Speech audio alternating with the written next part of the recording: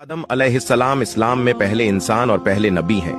अल्लाह ने उन्हें मिट्टी से बनाया और उन्हें समझ और ताकत दिया। फरिश्तों को हुक्म दिया गया कि वे आदम अलैहिस्सलाम को सजदा करें। सभी फरिश्तों ने सजदा किया, लेकिन इब्लीस ने इनकार कर दिया और घमंड में आकर कहने लगा कि वह आग से बना है और मिट्टी से बने इंसान से बेहतर है। इब्लीस के इनकार के कारण उसे जन्नत से निकाल दिया गया। हजरत आदम और उनकी बेगम हव्वा जन्नत में रहते थे और अल्लाह ने उन्हें वहां हर चीज खाने की अनुमति दी सिवाय एक खास पेड़ के, लेकिन शैतान ने उन्हें धोखा दिया जिससे उन्होंने उस पेड़ का फल खा लिया। इसके बाद अल्लाह ने उन्हें धरती पर भेज दिया। हजरत आदम और हव्वा ने अपनी गलती पर तौबा की, जिसे अल्लाह पाक ने माफ कर लिया। से सहाबी है जिन्होंने अपनी 12 बेटियों को जिंदा दफन कर दिया था। आइए इसके बारे में। जब कैश बिन हाशिम ईमान नहीं लाए थे तो वो उस वक्त भी मक्का के मुशरिकीन में शामिल थे और बेटियां होने पर जिंदा दफन कर देते थे। हजरत कैश बिन हाशिम ने अपनी 12 बेटियों को जिंदा दफन कर दिया था। उसके बाद उन्होंने इस्लाम कबूल कर लिया था और हुजूर पाक की खिदमत में हाजिर हुए।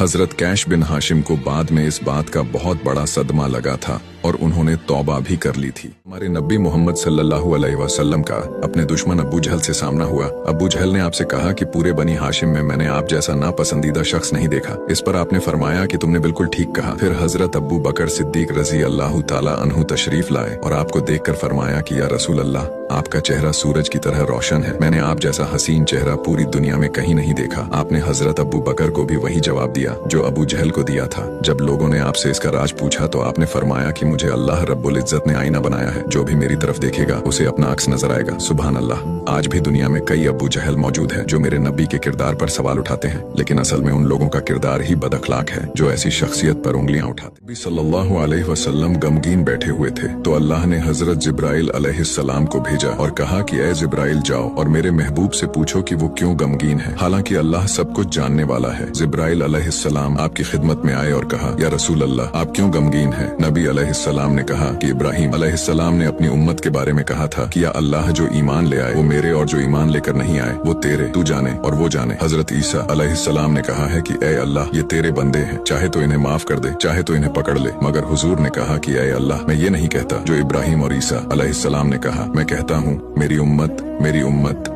मेरी उम्मत। फिर हजरत जिब्राइल ने कहा कि या रसूल अल्लाह, मुझे अल्लाह ने ये पैगाम लेकर भेजा है कि मेरे महबूब से कहो कि हम आपको आपकी उम्मत के मामले में कभी भी रुसवा नहीं होने देंगे। सुभान अल्लाह। बेशक हमारे नबी हम गुनहगारों के सबसे बड़े खैर ख्वाह। क्या आप जानते हैं वो कौन सा ऐसा शख्स है जिसने दुनिया में रहते हुए जन्नत खरीद ली? तो चलिए बताता हूँ। हजरत अबू हुरैरा रजी अल्लाह ताला अन्हु फरमाते हैं कि जिस शख्स ने फजर से लेकर ईशा तक कसरत के साथ दरुद शरीफ पढ़ा तो उसने इस दुनिया में रहते हुए अपने लिए जन्नत को खरीद लिया। और जिसने ये बात लोगों तक पहुँचाई तो कयामत के दिन हमारे प्यारे आका रसूल अल्लाह सल्लल्लाहु अलैहि वसल्लम उसे ढूंढकर उसका हाथ पकड़कर उसे जन्नत में ले जाएंगे। माशाअल्लाह। हमारे प्यारे आका सल्लल्लाहु अलैहि वसल्लम का फरमान है, दुनिया उस शख्स के कदमों में झुक कर आएगी जिसने फजर की सुन्नत अदा करके 100 मरतबा ये वाली दुआ पढ़ी। आप सोचोगे कोई लंबी दुआ होगी, चलो वीडियो को स्किप कर देता हूँ। नहीं, एक बहुत ही छोटी सी दुआ है। सुभान अल्लाह व बिहम्दिही सुभान अल्लाहिल अज़ीम अस्तगफिरुल्लाह। तो अब लालचियों की तरह मेरी इस वीडियो को अपने तक मत रखना, इसे अपने सभी दोस्तों के साथ जरूर शेयर करना और मुझे फॉलो करके अपना दोस्त बना लो। मैं तुम्हें ऐसी ही अच्छी अच्छी बातें बताता रहूंगा इंशाअल्लाह।